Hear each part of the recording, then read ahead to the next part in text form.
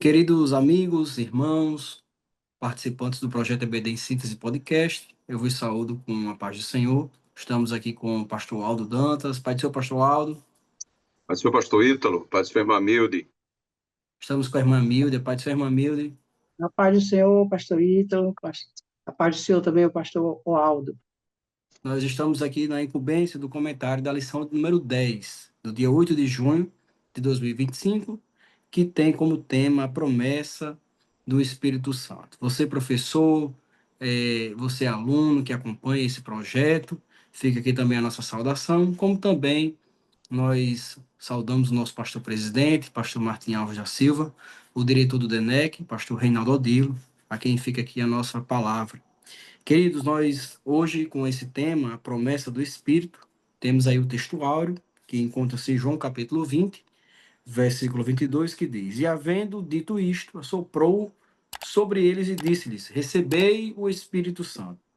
A verdade prática extraída desse versículo diz: a promessa do Pai não se restringe a um grupo particular ou a um período específico, mas inclui todos aqueles que se arrependem e creem no Evangelho.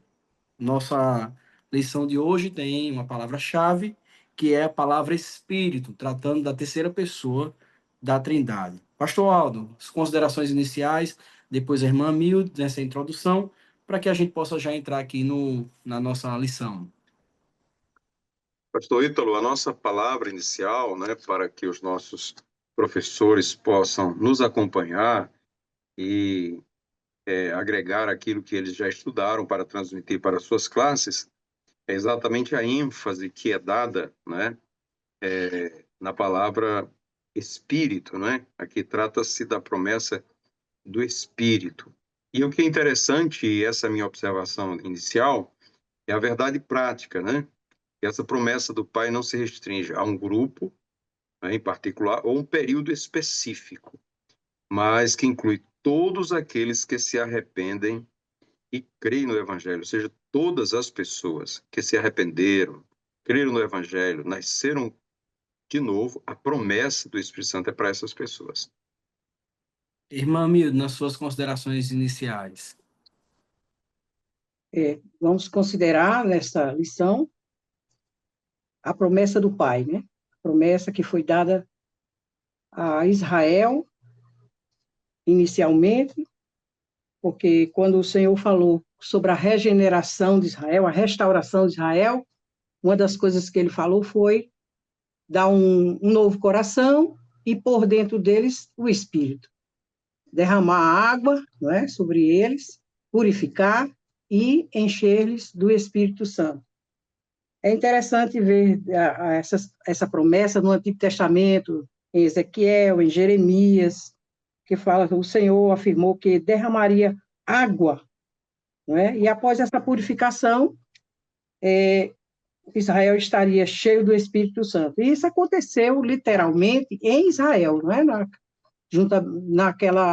Aquele grupo que o Senhor escolheu para manifestar a sua glória e difundir o seu evangelho, que é os seus discípulos.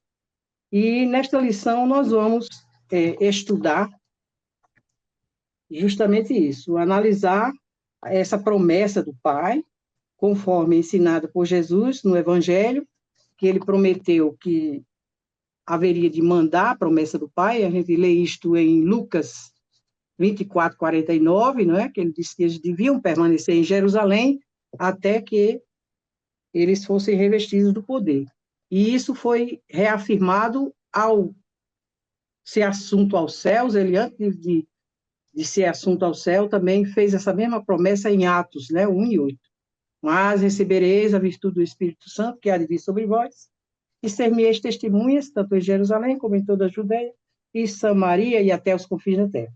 Então, os objetivos dessa lição, primeiro é analisar a promessa do Pai, conforme ensinada por Jesus no Evangelho de João, e o segundo tópico da lição tem como objetivo investigar o fato de que o Espírito habita nos discípulos para que estes cumpram a vontade de Deus. É aquela missão que Deus Ele escolheu os 12, preparou para que eles levassem adiante a mensagem do Evangelho. E o terceiro tópico fala sobre em evidenciar o poder transformador da descida do Espírito Santo. E estaremos estudando aqui sobre o Espírito Santo como consolador, que a gente vê no texto da lição, e como regenerador. Antes de receber o Espírito Santo, todo crente passa pelo novo nascimento. Quem crê é, primeiramente, regenerado e depois recebe a capacitação para ser uma testemunha do Senhor e viver a nova vida debaixo da graça de Deus. A gente vai entrar agora no primeiro tópico, né? Mas antes disso, o Espírito Santo, ele já era uma figura conhecida no judaísmo, né? Se nós Verdade. analisarmos o Antigo Testamento, essa ideia já era uma ideia conhecida. A palavra, ela encontra-se pela primeira vez ali em Gênesis capítulo 1, versículo 2, que tem aí o significado de sopro, né? De vento.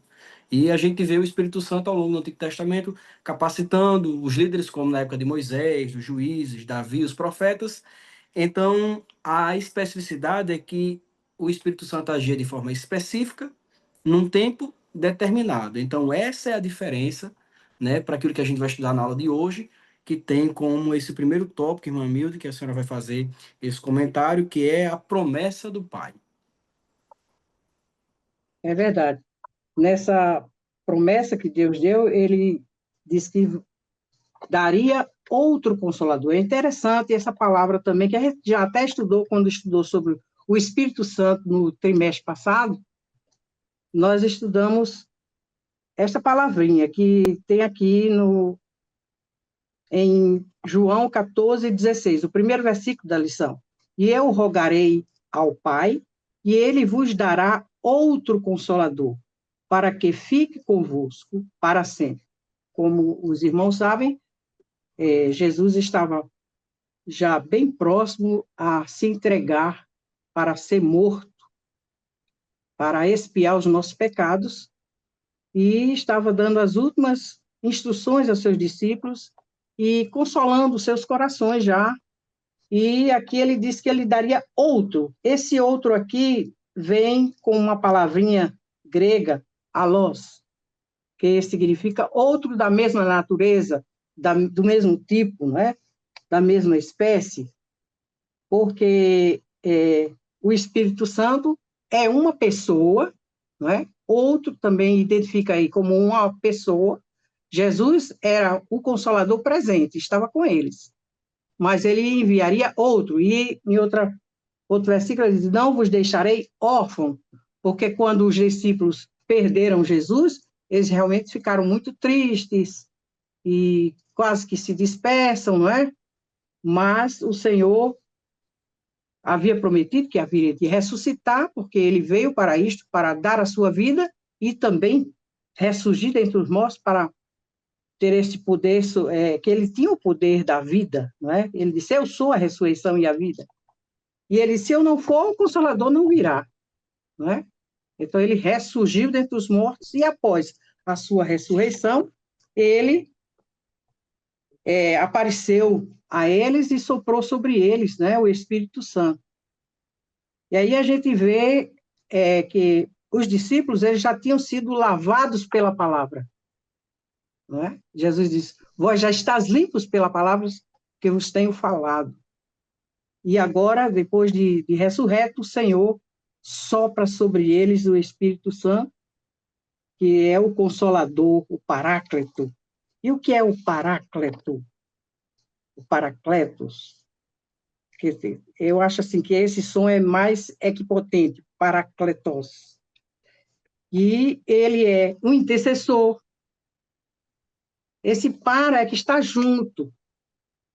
Esse prefixo grego indica isso, que está junto com a pessoa, está do lado, que vai estar convosco, estará em vós, foi o que Jesus disse, acerca do Consolador que viria para eles, né? Ele é intercessor, ele é consolador, é também chamado de advogado, né? É um sinônimo também de advogado, essa palavra que foi expressa aqui como o consolador ou paráclito que Jesus prometeu que enviaria para ele. Refere-se a alguém chamado para ajudar, para encorajar, para fortalecer, para capacitar, para consolar. É uma pessoa que está presente conosco em nós, para nos capacitar a fazer a obra de Deus, a vontade de Deus.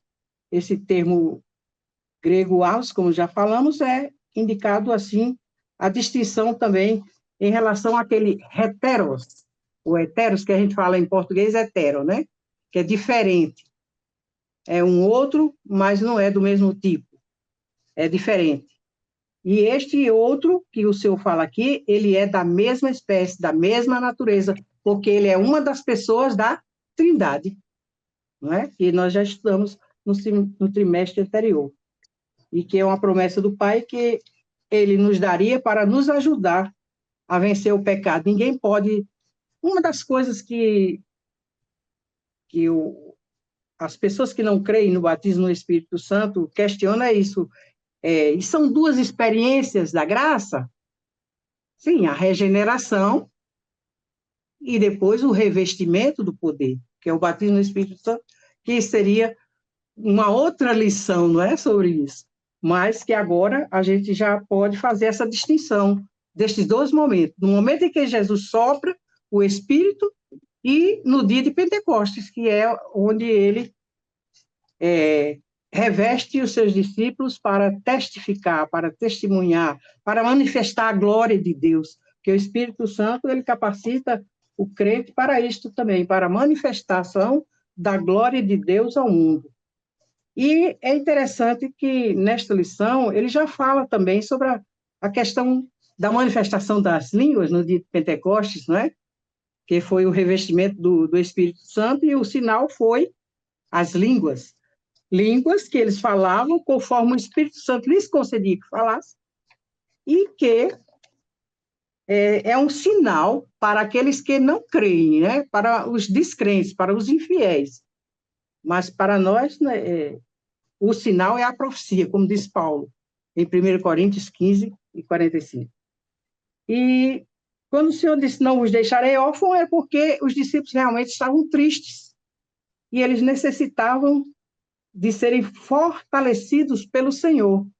E ele disse, não vos deixarei órfãos, enviarei outro Consolador, né, que estará em vós, né, que estará convosco, e ele ficará para sempre, porque quando o Senhor arrebatar a igreja, nós iremos, né, com o Espírito Santo, né? Seremos vivificados por ele. Até uma menção do Espírito Santo como Criador no Velho Testamento, Salmo 104, né, versículos 29 e 30, e fala que que o Senhor envia o seu Espírito e são criados. E aqui é interessante, que o Senhor criou a sua igreja, não é? Através do sopro do seu Espírito sobre os discípulos. E o revestimento do poder nos discípulos também, para que eles saíssem e propagassem o Evangelho, que é o poder de Deus, para transformação de todo aquele que crê. E como o pastor Aldo já falou sobre esta promessa do Pai, ela não diz respeito somente a um grupo de pessoas, ou somente aquele povo naquela época, ela é atemporal.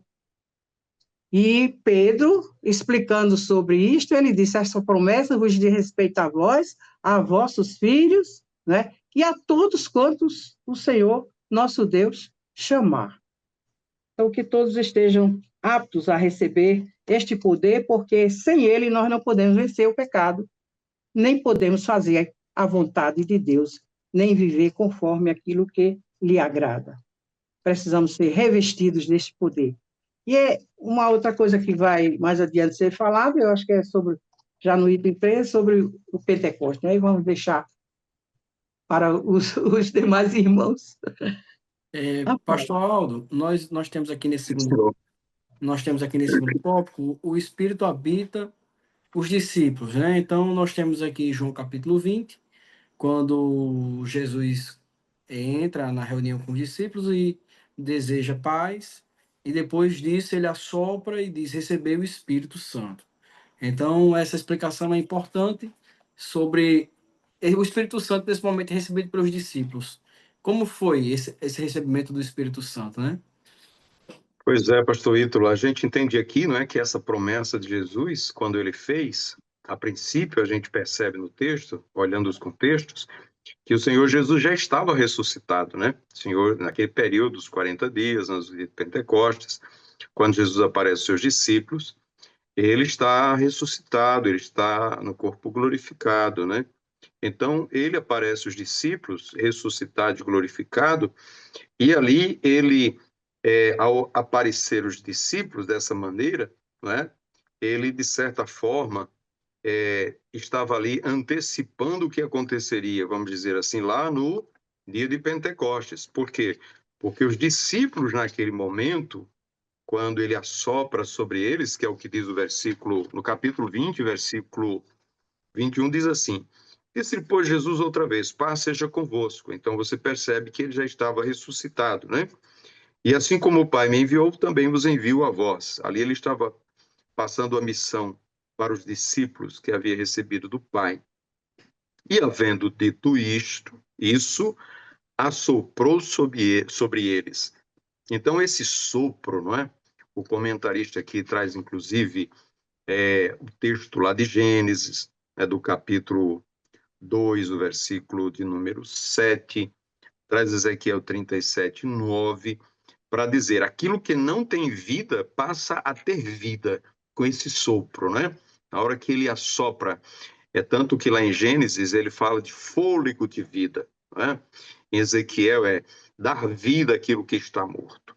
Então os discípulos, eles recebem ali uma nova vida, eles recebem ali uma vida regeneradora, o Espírito Santo regenerando os discípulos, esse sopro, na perspectiva de que ele soprou sobre os discípulos, no sentido da regeneração dos discípulos. E isso como obra do Espírito Santo, né? Não como uma obra humana. Então, o Espírito Santo ele é prometido, como nossa irmã Milde falou, e agora os discípulos eles recebem pela primeira vez esse sopro e com ele recebe essa regeneração, essa nova vida que eles estavam recebendo a partir daquele momento, a partir daquele ponto, não é? Eles estavam recebendo algo novo.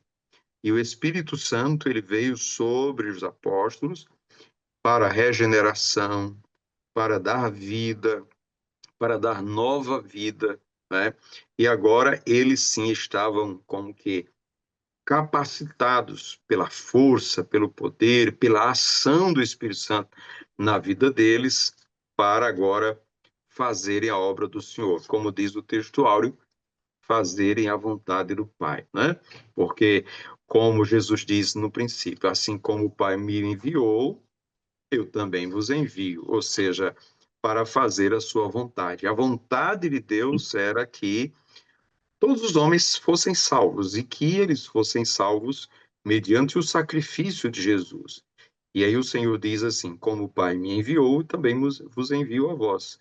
Ou seja, como o Pai me enviou para fazer a sua vontade, eu também vos envio a vós para fazer a vontade de meu Pai. E isso só era possível mediante, ou isso só é possível mediante a ação do Espírito Santo na vida dos discípulos, daí porque ele assopra e diz: recebei o Espírito Santo. Então, nesse segundo tópico, de forma bem sucinta, bem resumida, né, é um acontecimento que ocorre antes da descida do Espírito Santo no dia de Pentecostes, mas que tem uma ação regeneradora, uma ação de trazer vida para os discípulos e trazer uma nova vida. É como se eles tivessem sido vivificados pelo Espírito Santo, né?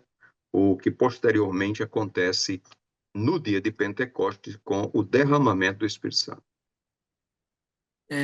Nesse terceiro tópico, que a gente vai estudar sobre agora a descida do Espírito Santo, nós temos aí a celebração, né? Enquanto Jesus, quando ele fala sobre receber o Espírito, está no período que compreende a Páscoa, né? Então vai finalizar com o Pentecostes. Então, a promessa foi cumprida no Pentecostes, inaugurando uma era diferente da igreja. Naquele momento, os discípulos eles tinham recebido a regeneração, mas agora eles recebiam a capacitação, o poder, ele é derramado. Então, o Espírito agora habita em todo crente, é inaugurada a igreja.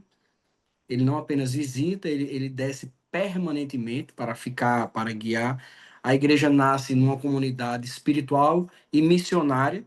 A igreja nasce missionária e o relacionamento com Deus agora ele passa a ser interno, passa a ser vivo, passa a ser dinâmico, porque o Espírito Santo, a dinâmica do Espírito Santo agora vai dirigir a igreja. Eu acho interessante que eu vi aqui uma ilustração do paralelo do Sinai com o Pentecoste, né?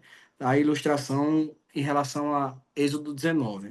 Deus desceu com fogo, trovões e som de trombeta, e deu a lei a Moisés. E no Pentecostes, o Espírito Santo desce com som de vento, línguas de fogo e vozes sobrenaturais. Então, o significado é que essa ilustração é uma intencional de continuidade em relação ao que aconteceu. É um novo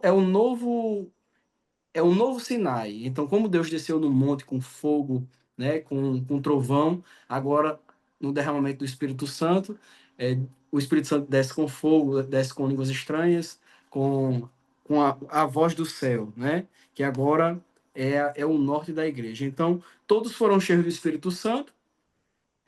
Nós podemos ver que houve uma mudança naqueles judeus que estavam ali esperando, orando, esperando a promessa que Jesus tinha feito para que eles não saíssem de Jerusalém, e todos foram cheios do Espírito Santo. Então, eu acho que isso é uma coisa interessante que a gente pode, junto com os professores, com os alunos, meditarmos nessa mudança de composição de uma ação agora ativa, viva, né? Se assim como no Pentecostes, como na antiga aliança, no Sinai, Deus deu a Moisés o escrito em tábuas de pedra, agora, pelo poder do Espírito Santo, esse escrito está num coração transformado, né? No Espírito que já habitou nos discípulos pela regeneração, mas agora com a capacitação, com um poder intenso para que a igreja viva na dinâmica do Espírito Santo de forma missionária. Se o senhor, pastor irmão Milton, quiser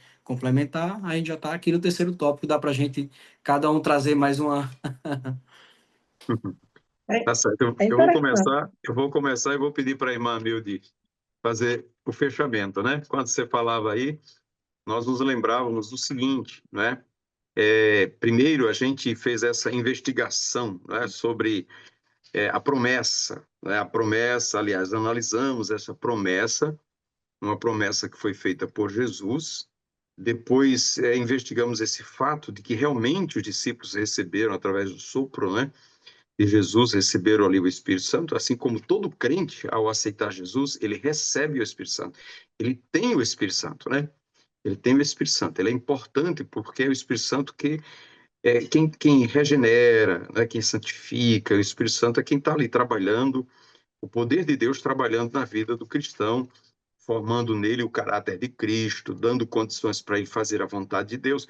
Então, o crente ele precisa dessa presença, ele é a habitação do Espírito Santo, ele é a morada do Espírito Santo, né?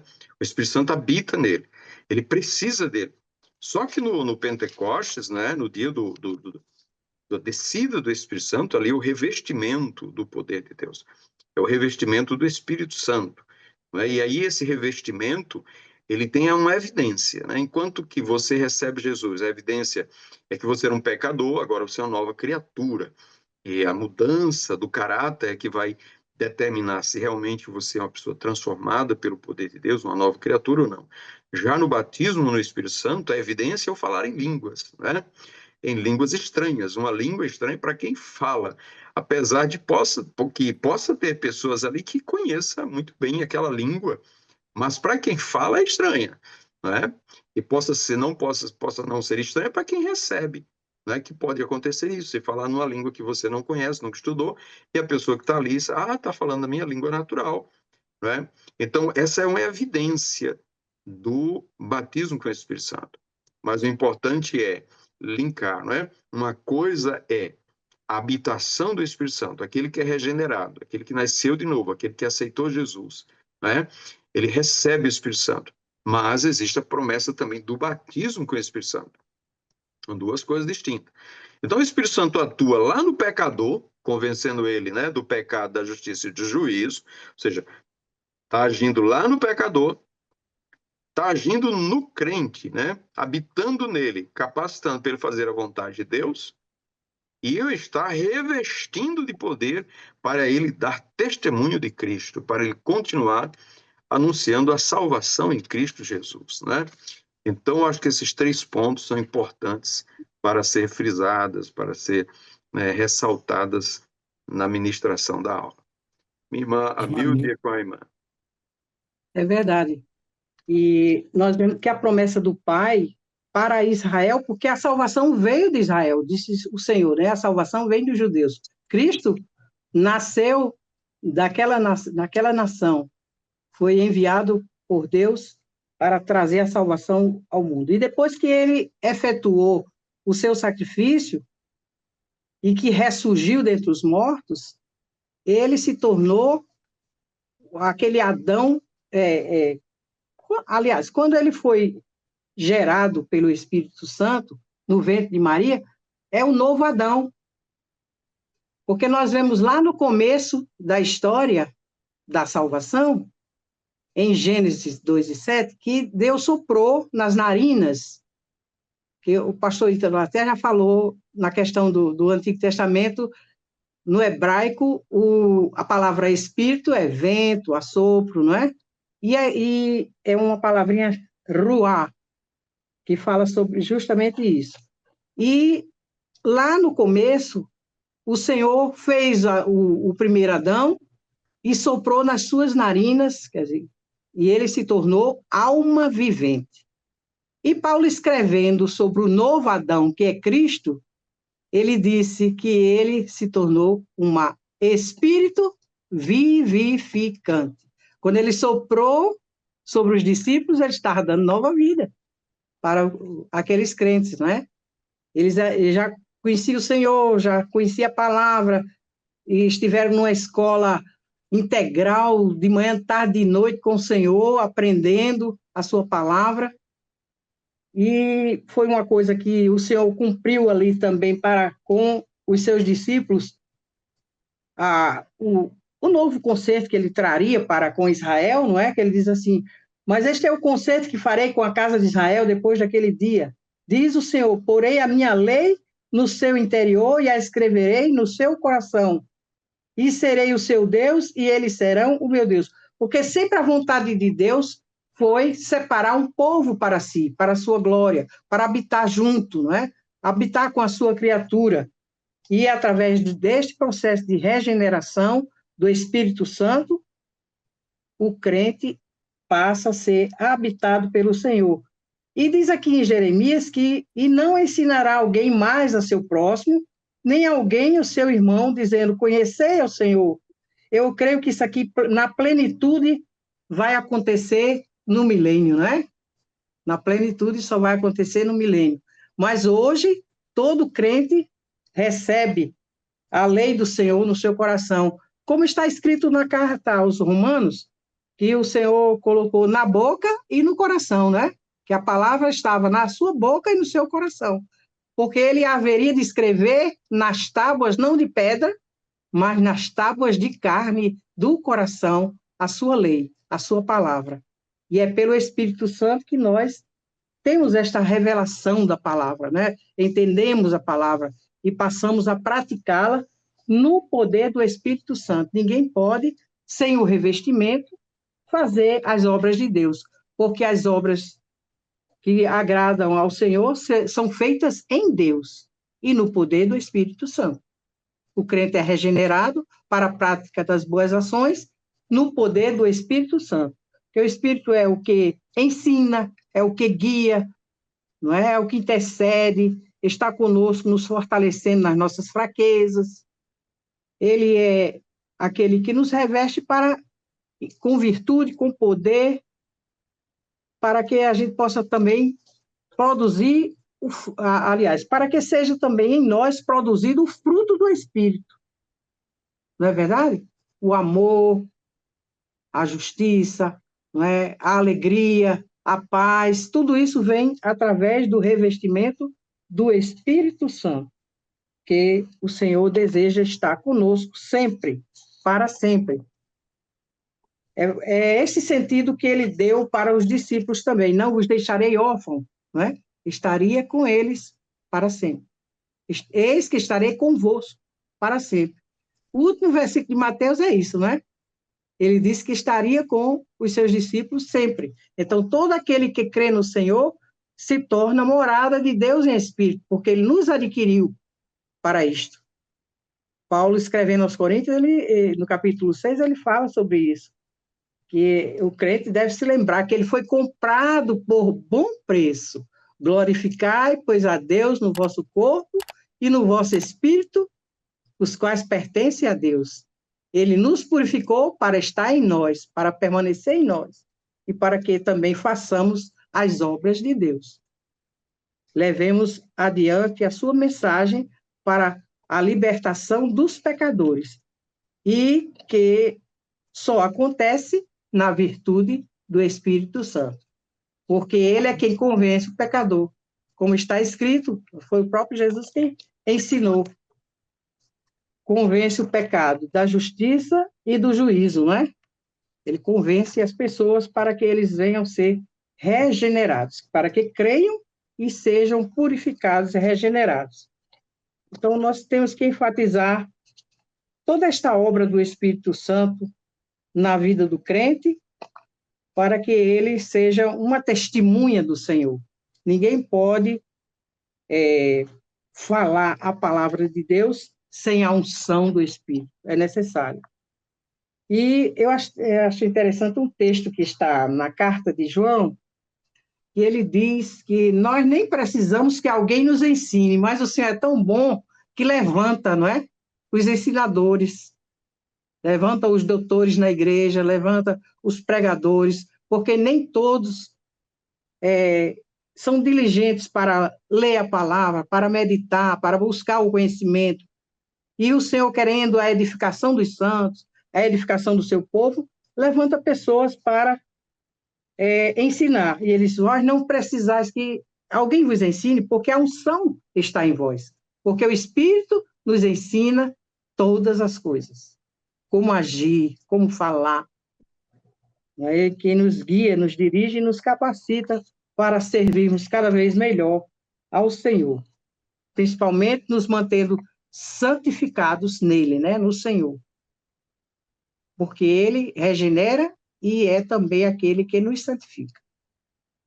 Pronto, então nós temos aí a conclusão. O Espírito Santo agiu no Antigo Testamento, ele agia de forma temporária, né, para fins específicos. A promessa foi feita pelos profetas Ezequiel, pelo profeta Joel, que haveria um tempo histórico que Deus derramaria o Espírito Santo. Esse tempo foi o tempo da igreja, ou seja, quando Jesus ressuscita e os discípulos recebem o Espírito Santo, está se falando de regeneração. Agora, o cumprimento do dia de Pentecostes era regeneração para aqueles que, depois da pregação, ouviram a pregação de Pedro, mas para aqueles que já tinham recebido como habitação, como revestimento de poder. Então, isso fica muito claro na nossa doutrina, né, pastor Aldo? Que esse cumprimento do Espírito Santo, da promessa do Espírito Santo, ela é uma promessa universal para a regeneração e uma promessa também universal de capacitação a todos quantos o Senhor chamar. Eu vou passar para o senhor, irmã Emil, já considerações já finais, agradecimentos, que a gente está chegando aqui no final da nossa aula. Amém. Obrigado, pastor Ítalo, pela paciência conosco também, na hora dos comentários. Esta é a nossa última lição comentada nesse trimestre, não é? E queremos aqui registrar também a nossa gratidão, a nossa irmã Milde, para cooperar. A gente está sempre aprendendo uns com os outros, a gente fica aqui comentando, mas ao mesmo tempo ouvindo os comentários e aprendendo com os irmãos, né? É muito bom estarmos aqui fazendo esse podcast. E agradecer ao nosso pastor Martim pela confiança, ao pastor Reinaldo pelo convite, fazer parte dessa equipe, né? E já nos despedindo desse trimestre, depois dessa nossa última lição a ser comentada, esperando que venham outros aí. Se o Senhor nos permitir, estaremos juntos em mais um trimestre, né? Nossa gratidão em saber que Deus é tão bom que antes de enviar já fez a promessa, né? Para que a gente fique Glória a Deus. certo de que Ele é poderoso para cumprir com a sua palavra, né? E Ele fez a promessa de algo que seria tão bom para o pecador, porque ajuda o pecador na conversão, convencendo ele do pecado, da justiça e do juízo, mas também regenerando, trazendo vida àqueles que creem e também capacitando os crentes para fazer a vontade de Deus, né? E o tema geral dessa lição, pastor Ítalo, que é: e o Verbo se fez carne. Ora, o Verbo se fez carne para que ele pudesse revelar o Pai. E não somente isso, mas para que nós pudéssemos também ter a imagem de Cristo em nós, né? E quem é que gera essa imagem em nós? É o Espírito Santo. É o Espírito Santo quem produz, né, essa imagem, até que Cristo seja formado em vós. Ele, dia a dia, tem trabalhado o nosso caráter para que o nosso caráter se pareça com o caráter de Cristo. Então, essa é a promessa mais gloriosa que a igreja pode receber, a promessa do Espírito Santo, porque ele veio para nos consolar, nos fortalecer, nos alegrar, nos guardar, nos ensinar todas as coisas, né? E também fazer com que possamos sentir a presença de Deus em nossa vida sempre. É sempre bom ter a presença do Espírito Santo conosco. O salmista Davi disse: ora, Senhor, não retire de mim, né, o teu Espírito, né? Então isso mostra a necessidade de não só termos o Espírito, mas sermos revestidos do Espírito Santo. Eu agradeço o pastor Ítalo, a irmã Milde, desejando que Deus continue abençoando as suas vidas. Amém. Muito obrigada. Eu também quero agradecer ao Senhor esta oportunidade que Ele me tem dado de poder contribuir neste projeto de podcast. E, se Deus nos permitir, estaremos também novamente no próximo semestre. Queremos só lembrar nestas últimas palavras que os nossos professores podem fazer menção também deste dia de Pentecoste que aconteceu na festa das semanas, né? A festa da colheita é chamada também de festa das primícias, está tudo aqui envolvido. E o Senhor escolheu justamente esse período das 3 festas principais, não é? Esta era a do Pentecoste, era a segunda festa. Primeiro aconteceu a Páscoa, que foi quando Jesus se doou, ele se ofertou para expiar os nossos pecados. E agora, no Pentecoste, ele cumpre a promessa do Pai, enviando o seu Espírito para fortalecer os seus discípulos, para cumprir a missão, levar adiante o Evangelho transformador, purificador, regenerador, que traz salvação a todo aquele que nele crê, né? Que é o poder de Deus para a salvação de todo o que crê. Então, temos que lembrar também aos nossos alunos que, uma vez regenerado, precisamos buscar o revestimento do Espírito Santo. Ninguém sem o Espírito Santo pode vencer o pecado. É claro que, quando somos regenerados, a obra é feita pelo Espírito Santo, mas o crente precisa buscar o revestimento do poder para que possa ser verdadeira testemunha do Senhor e para que seja transformado a cada dia, de glória em glória, conforme a imagem do Filho de Deus. Que Deus nos ajude e nos abençoe. Amém. A paz do Senhor, irmã Milda, a paz do Senhor, pastor Aldo. Pai do Senhor, pastor Ítalo, paz do Senhor, irmã Milde. Nossa gratidão a Deus e até uma próxima oportunidade, se Deus assim nos permitir. Pai do Senhor. Paz do Senhor.